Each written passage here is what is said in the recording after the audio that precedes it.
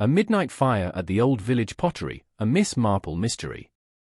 Hi there, welcome back to Haunting Vales. Tonight's mystery begins with flames rising against the midnight sky, swallowing the old village pottery in a blaze no one saw coming. For years, the workshop had stood quietly at the edge of town, its kilns burning only by day, its secrets sealed in clay and glaze. But on this particular night, the fire burned too fiercely, too deliberately, as though it had something specific to destroy. By morning, the villagers speak of faulty wiring and tragic misfortune. Miss Marple, however, notices what the flames did not touch: a ledger left untouched on a desk, a single shattered vase placed far from the heat, and the uneasy expressions of those who claim to know nothing at all. It soon becomes clear that the fire was not meant to erase everything, but to conceal one carefully chosen truth. Because sometimes, destruction is not chaos. It is precision. Before we uncover what the midnight fire was truly meant to hide, don't forget to subscribe for more haunting Miss Marple mysteries on Haunting Vales. Chapter 1: A Midnight Fire at the Old Village Pottery. The fire began at 12 minutes past midnight, though in St. Mary Mead it would later be remembered simply as the night the sky turned red. The old village pottery had stood at the far edge of the green for nearly 100 years, its tall brick kiln rising like a watchful sentinel above the hedges.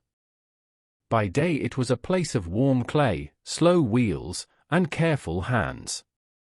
By night it was quiet, resting beneath a blanket of ivy and shadow. No one expected flame.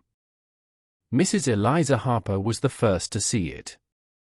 She had never slept well in stormy weather, and though the air that night was still, she had woken with a strange unease pressing against her chest. When she stepped to her window and drew back the curtain, she thought at first it was lightning. A sharp orange flicker beyond the trees. But lightning does not pulse. Lightning does not grow. Within seconds the glow deepened, thickened, and rolled upward into the sky like a living thing. She screamed. Her cry split the silence, and soon doors were opening across the green. Men in shirts and braces ran toward the light. Women stood at gates clutching shawls. The pottery roof was already burning when the first bucket of water was thrown, and the dry beams caught with a terrible hunger. Sparks burst upward and scattered like stars. The old kiln chimney glowed from within, a furnace awakened. By the time the fire engine arrived from the neighboring town, the main workshop had collapsed inward with a sound like a great sigh. The blaze roared for nearly an hour before it was beaten down to smoking ruin. At 1:30 in the morning, Miss Jane Marple stood at her own window, pale but composed, watching the final embers fade. Her expression was not merely sorrowful. It was thoughtful. The old village pottery belonged to Mr. Lionel Ashcombe, a man of modest means but considerable pride. His family had shaped clay in St. Mary Mead for 3 generations. Decorative bowls, sturdy jugs, simple cups, all bearing the faint mark of a small oak leaf pressed into the base. Villagers owned his work without thinking much about it. It was simply there, as familiar as the church bell. Now it was ash. By dawn, the green was thick with smoke and rumor. People gathered in clusters, whispering behind raised hands. Fires do not start on still nights, they said. Fires do not leap so quickly without help. Mr. Ashcombe stood at the edge of the ruin, his face grey beneath the soot. He was a thin man with stooped shoulders, his hands permanently dusted with clay that never quite washed away. His eyes moved slowly across the blackened wreckage, and though he did not weep, something inside him had clearly cracked. Miss Marple approached him gently. "I am very sorry, Mr. Ashcombe," she said in her soft, steady voice. He nodded, but did not look at her. "It was the kiln," he muttered. "Must have been. Old bricks. Heat trapped inside." Miss Marple's gaze shifted to the kiln chimney. The bricks were blackened, yes, but not shattered. The pattern of damage across the building seemed uneven, almost directional.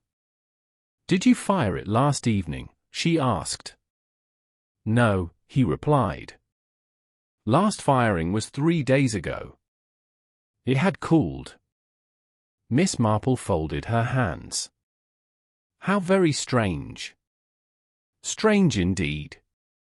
Because by mid-morning the police had arrived, and with them came Inspector Gregory Finch, a man known for his tidy mustache and sharper mind.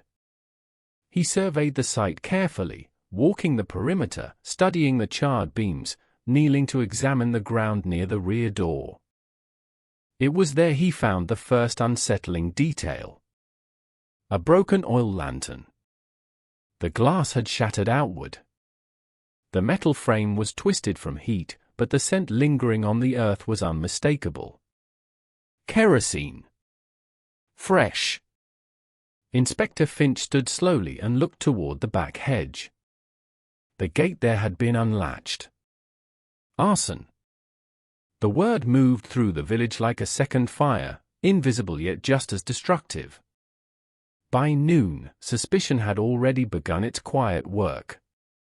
The pottery had not been thriving. Cheap factory ware from the city had reduced orders. Mr. Ashcombe had recently taken a loan. There were whispers of insurance. But St. Mary Mead had its own patterns of behavior, and Miss Marple understood them better than most. She returned home that afternoon and sat in her small sitting room with a cup of tea untouched beside her. Fire destroys quickly. But motive builds slowly. She thought of Mr. Ashcombe's hands. Trembling, yes, but not with guilt. More with shock. She thought of the rear gate, rarely used. She thought of the lantern. Too obvious. Someone had wanted the fire to be seen. The following day brought another development. A body was discovered inside the collapsed storage shed at the rear of the property. It was Mr. Daniel Reeves, assistant potter and recent arrival to the village. He had been working under Mr. Ashcombe for 6 months. A quiet young man, broad-shouldered, with a habit of keeping his thoughts to himself. He rented a small cottage near the river and was known to take long solitary walks in the evening. The doctor estimated he had died before the main blaze consumed the building. Blunt force trauma to the head. The fire had not been the cause of death. Now the matter had deepened from arson to murder. The village fell into a hush that was almost reverent. Fires can be accidents. Murder cannot.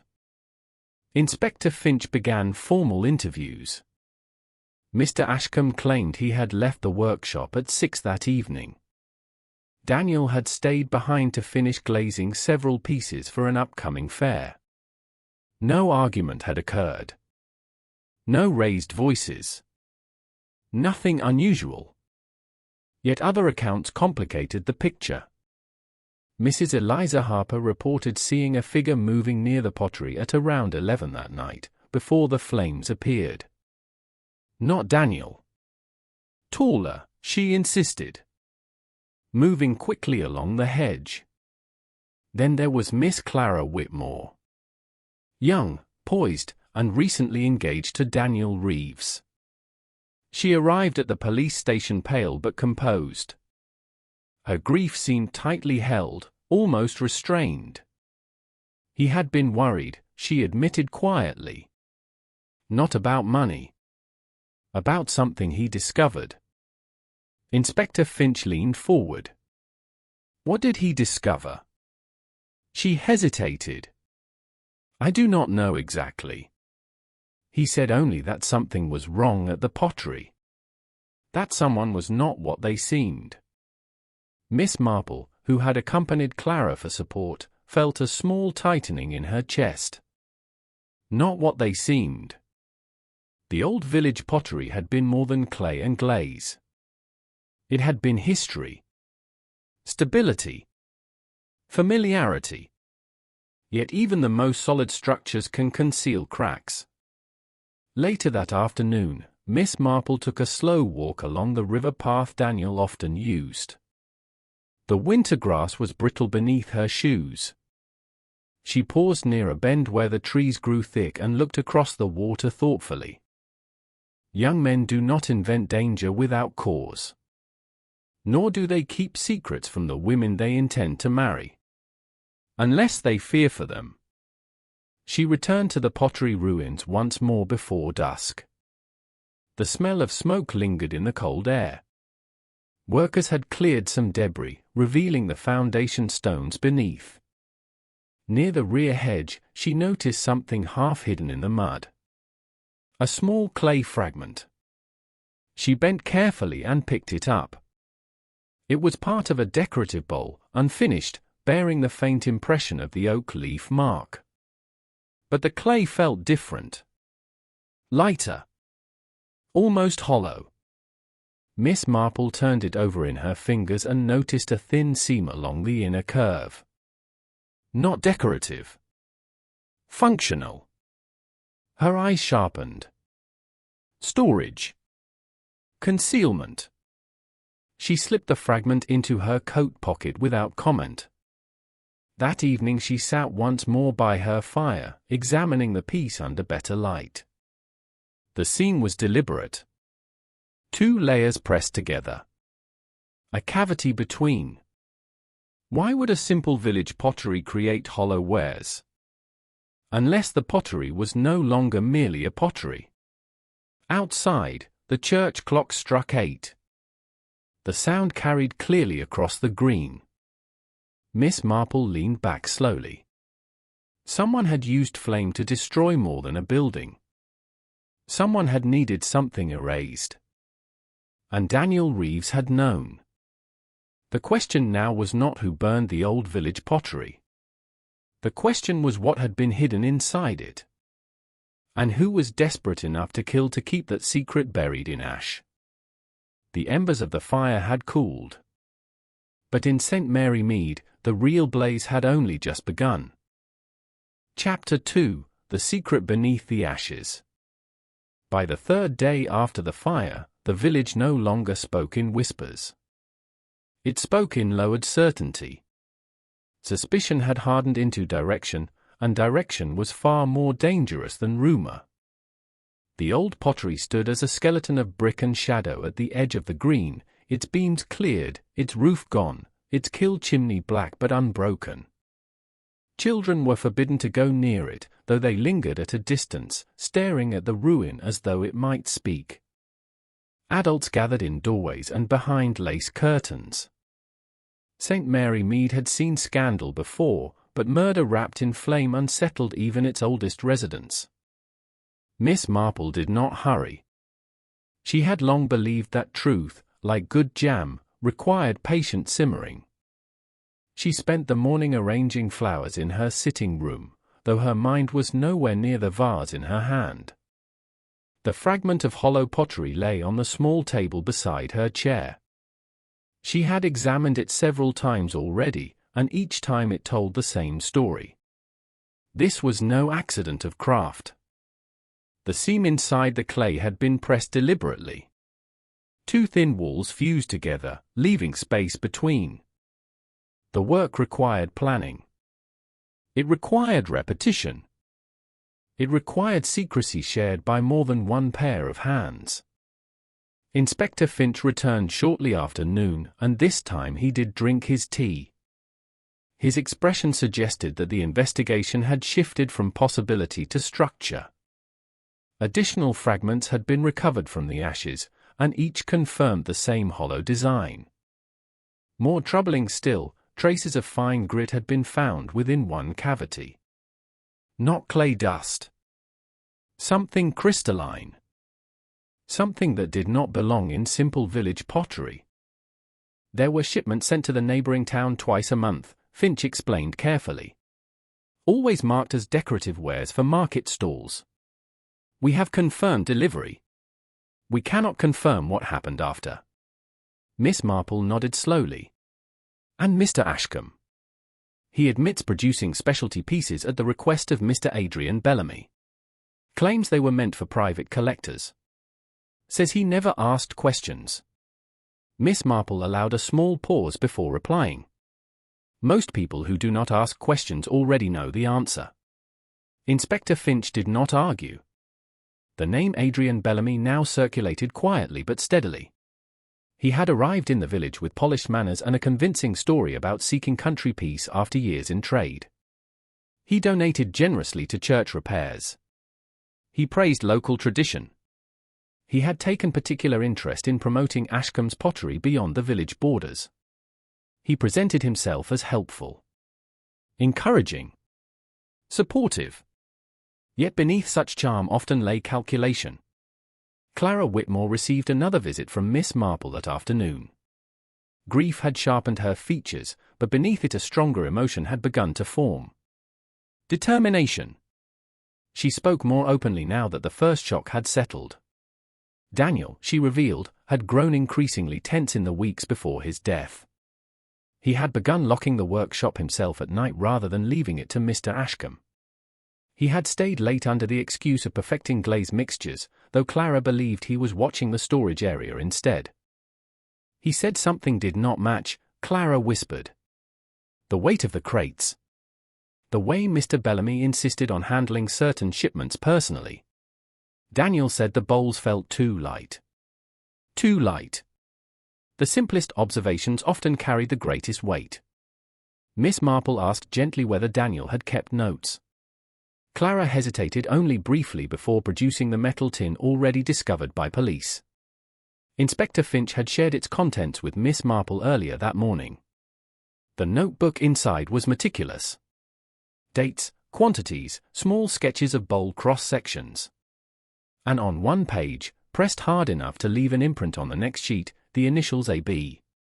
What intrigued Miss Marple most was not the diamonds recovered from Daniel's cottage, but the final entry in his notebook. A short sentence written hurriedly. Confront tonight. End this. Daniel had not intended silence. He had intended confrontation. The evening of the fire began to assemble itself in Miss Marple's mind with unsettling clarity. Daniel remained late at the workshop. Mr. Ashcombe left early, perhaps instructed to do so. Adrian Bellamy arrived after dark, likely to oversee a shipment or retrieve concealed stones. Daniel confronted him. Voices rose. A struggle followed. A blow delivered in anger rather than design. Panic replaced calculation. And in that panic, Bellamy chose flame. Fire would erase the hollow vessels. Fire would consume records. Fire would disguise the true timeline of death. But fire is a wild accomplice. It destroys, yes, but it also reveals. Inspector Finch shared a final detail that afternoon which tightened the pattern further. A lantern had been recovered near the rear hedge, broken outward rather than inward. Its wick had been recently trimmed. Kerosene residue was found not only near the shed but also splashed along the interior floorboards leading toward the kill. The blaze had been guided. Bellamy, when questioned again, maintained composure, but a faint strain had entered his voice. He insisted he had been home alone. He insisted his interest in pottery had been purely commercial goodwill. He expressed shock at the suggestion of smuggling. Yet when informed that diamonds had been found, a single bead of sweat formed at his temple despite the cold afternoon air. Miss Marple noticed such things. That night she stood at her window once more, looking toward the dark shape of the kill chimney. It remained upright, stubborn against the sky. She found it symbolic. The kill had once fired clay into permanence. Now it stood as a monument to something far less pure. She thought about human nature, about how greed rarely begins loudly. It begins as a small compromise. A debt. A temptation. A belief that one shipment will do no harm. And then another. And another. Mr. Ashcombe, she believed, had succumbed to pressure. Perhaps Bellamy had approached him with promises of expanded business. Perhaps he had presented the hollow vessels as clever packaging innovation. Perhaps Ashcombe had chosen not to see the truth because it kept his family legacy alive a little longer. That was weakness, but not murder. Murder required a colder instinct. The break came unexpectedly the following morning when a message arrived from the rail depot clerk in the neighboring town. He recalled assisting Mr. Bellamy personally with shipments marked fragile craft goods. He also remembered Bellamy insisting on supervising the loading himself and refusing help when crates were transferred to a private carriage. The dates matched Daniel's notebook entries exactly. Inspector Finch obtained a warrant. The search of Bellamy's residence was conducted quietly but thoroughly. Behind a false panel in his study desk they discovered a velvet pouch containing 3 uncut diamonds and 2 small sapphires. In a locked trunk beneath spare linens they found correspondence with a jeweler in the city, written under an assumed name. Payments referenced coded descriptions that matched Pottery shipment dates. When confronted with the evidence, Bellamy's composure fractured not in rage but in resignation. His shoulders sagged. His voice lost its smooth polish. He admitted to orchestrating the smuggling operation but claimed Daniel's death had been accidental. He described the confrontation as heated. He described a shove. He described Daniel striking his head against a workbench corner. He described panic. He described the fire as an attempt to protect himself from ruin. Inspector Finch listened without expression. Yet there remained one final thread Miss Marple insisted upon addressing. She requested to see Bellamy personally before his formal arrest was processed. The inspector allowed it, curious as always about her perspective. Bellamy sat stiffly in the small interview room. His confidence had drained, replaced by the hollow stare of a man watching his constructed world collapse. Miss Marple regarded him with steady calm. "You might have escaped suspicion," she said quietly. "Had you not underestimated one thing?" He looked at her sharply. "And what was that?" "Human attachment," she replied. "You believed Daniel acted alone in his discovery. You did not consider that he might share concern with someone he loved. You burned the building to erase objects. But you could not burn what he had already placed in another's care." Bellamy's silence confirmed her understanding. He had searched the workshop. He had searched Daniel's cottage after the fire, likely hoping to recover notes or stones. He had not thought to search Clara's quiet desk. He had not thought that love would inspire precaution. The arrest was made before sunset. Word traveled swiftly, though this time it carried relief more than fear. Mr. Ashcombe, though charged with complicity in smuggling, was spared the darker stain of murder. His grief for Daniel proved genuine, and his cooperation in detailing Bellamy's manipulation softened judgment. The old village pottery, however, would not reopen. Insurance would not restore trust. The kill chimney was eventually dismantled brick by brick. The oak leaf mark would remain only on shelves in homes that now viewed it differently. Miss Marple returned to her garden the following week, trimming roses with steady hands. Clara Whitmore left the village shortly after, choosing to live with relatives in the north and begin again. Inspector Finch expressed quiet admiration for Miss Marple's insight, though she dismissed it with modest simplicity. "It is only observation," she said. "Clay may conceal stones, Inspector, but people rarely conceal themselves as well as they imagine." As evening settled gently over St. Mary Mead, the green resumed its familiar calm. Children laughed again. Doors stood open. Smoke rose harmlessly from chimneys. Yet for those who remembered, the night the sky turned red would never fully fade. Because beneath ordinary surfaces there may lie hollow spaces. And within those spaces, secrets waiting for flame. Chapter 3, Embers of Truth on the Village Green. Winter settled slowly over St. Mary Mead after the arrest of Adrian Bellamy, but the cold that followed was not entirely of the season. It was the quiet after revelation, the stillness that arrives when something hidden has been dragged into daylight. The old pottery site remained fenced off for weeks, a blackened reminder at the edge of the green. The smell of smoke had long faded, yet memory has a scent of its own, and it lingered in the minds of those who had watched the flames reach toward the stars. Inspector Finch moved swiftly once Bellamy confessed. The evidence was overwhelming. The diamonds found in Daniel Reeves's cottage, the stones hidden in Bellamy's desk, the coded letters, the rail clerk's testimony, and most damning of all, the notebook Daniel had so carefully kept. Bellamy maintained that the death had been an accident born of panic, but panic does not pour kerosene with such precision. Panic does not guide fire along floorboards. Panic does not attempt to erase truth so thoroughly. The court would decide the measure of his guilt, but in St. Mary Mead the verdict had already settled. Mr. Lionel Ashcombe bore his own share of consequence. Though cleared of murder, he admitted to crafting the hollow vessels at Bellamy's request. He claimed he believed they were novelty designs meant to protect fragile items during shipping.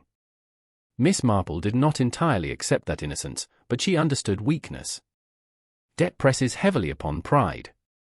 The pottery had been failing. Orders shrinking. Generations of work reduced by factory competition. Bellamy had offered salvation disguised as opportunity. A few altered bowls. A private commission. Extra payment in cash. It had likely begun as compromise and slowly deepened into complicity. The true cost, however, had not been financial. It had been Daniel Reeves. Clara Whitmore remained in the village long enough to attend the small memorial service held near the river bend Daniel loved. The winter grass lay pale and brittle beneath their feet as the vicar spoke gently about honesty and courage. Clara stood composed, though grief had reshaped her into something quieter and older. Miss Marple stood beside her, offering silent support rather than words. Some losses are too sharp for comfort, and Clara understood that Daniel's final act had been one of moral resolve. He had chosen confrontation over silence. He had chosen truth over safety.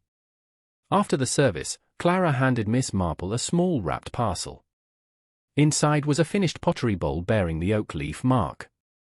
It was one of the last Daniel had completed himself. Solid. Honest. No hollow seam concealed within its walls. He believed work should hold what it promises, Clara said softly. Nothing hidden. Miss Marple traced the oak leaf with thoughtful fingers. Then he has left the village something of value, she replied. More than clay. As days passed, Labourse dismantled what remained of the kill chimney. Each brick was lowered carefully, stacked, and eventually carted away. The sound of hammer and chisel echoed across the green, steady and deliberate. The removal felt symbolic, as though the village itself required cleansing. Children watched from a distance, asking questions their parents answered carefully. Fire, they were told, can destroy. But it can also reveal what should never have been hidden. Inspector Finch visited Miss Marple one final time before Bellamy was transferred to stand trial in the city. He confessed a measure of admiration for the clarity she had brought to the case. You saw through it before the rest of us, he admitted. Miss Marple shook her head gently. Not through it, Inspector. Into it. There is a difference. One must look not at what is shown, but at what is slightly out of place. The hollow clay, he said. Yes, she replied. And the nature of men who prefer to appear helpful. Excess generosity often conceals private profit. Finch allowed himself a rare smile. I shall remember that. When he left, Miss Marple returned to her garden, where frost clung lightly to the edges of her rose bushes. She trimmed carefully, methodically. Gardening, she often felt, was not unlike investigation. Remove what is diseased. Preserve what is strong. Allow light to reach what was once shadowed. Yet one question lingered even after the arrest and confession. It was not about Bellamy. It was about Daniel. Why had he chosen to confront Bellamy alone rather than bring his suspicions directly to authorities? The answer, Miss Marple believed, lay not in recklessness but in youth. Young men often feel compelled to solve matters personally, to stand upright against wrongdoing without pause. It is admirable. It is also dangerous. She walked once more to the river bend one quiet afternoon. The water moved steadily, reflecting a pale sky. She imagined Daniel standing there days before his death, notebook in hand, rehearsing what he would say. Perhaps he believed Bellamy would retreat under accusation. Perhaps he believed reason would prevail. Instead, anger and fear collided in that dim workshop, and one violent moment altered everything. But truth endured. Bellamy's trial concluded before spring. He was convicted not only of smuggling but of murder. The court did not accept his claim of pure accident. The evidence of deliberate arson weighed heavily. Mr. Ashcombe received a lesser sentence for his role in the operation, his cooperation noted. Upon release, he left St. Mary Mead quietly, unable to rebuild what had been broken. The green slowly returned to its familiar rhythm. Markets resumed. Children played. The church bell rang as it always had. Yet a subtle shift remained within the village consciousness. People looked at one another a little longer. They asked quiet questions where once they might have accepted easy answers. The old pottery had stood for tradition. Its fall had revealed vulnerability beneath custom. One late evening, as golden light faded behind the hedges, Miss Marple placed Daniel's bowl upon her mantel. It sat there solid and unadorned, catching the glow of the firelight. No seam. No hidden chamber. Only honest craft. She reflected on how often wrongdoing hides within ordinary shapes. A business venture. A generous neighbor. A harmless craft. Evil rarely arrives announcing itself. It wraps itself in familiarity. It speaks politely. It donates to church funds. And it waits for silence. But St. Mary Mead had not remained silent. Miss Marple folded her hands and allowed herself a small, satisfied breath. Justice, though delayed, had been served. The embers that once raged above the village green had cooled into clarity. Fire had been meant to erase evidence, yet it had illuminated character instead. It had shown who bent under pressure and who stood firm. As night settled fully, the village lights glowed warmly once more. Peace returned not because darkness had vanished, but because it had been faced. And perhaps that is the lesson carried quietly within this tale. That even in the most peaceful corners of life, truth requires guardians. That small observations matter. That hollow spaces eventually reveal themselves. And that courage, though costly, leaves behind something solid. If you have followed this mystery from the first flicker of flame to the final verdict, then you understand what lies beneath calm surfaces. You understand how patience uncovers deception. And if you enjoy stepping into quiet villages where secrets smolder beneath ordinary days, then stay with us. There are always more stories waiting in the shadows of St. Mary Mead. More mysteries where careful eyes and steady minds reveal what others overlook. So subscribe, remain attentive, and return to the green when the bell next tolls. Because in places that seem gentle and still, the smallest detail can change everything. And somewhere, even now, Miss Marple is watching. The fire has burned out. But the story lives on.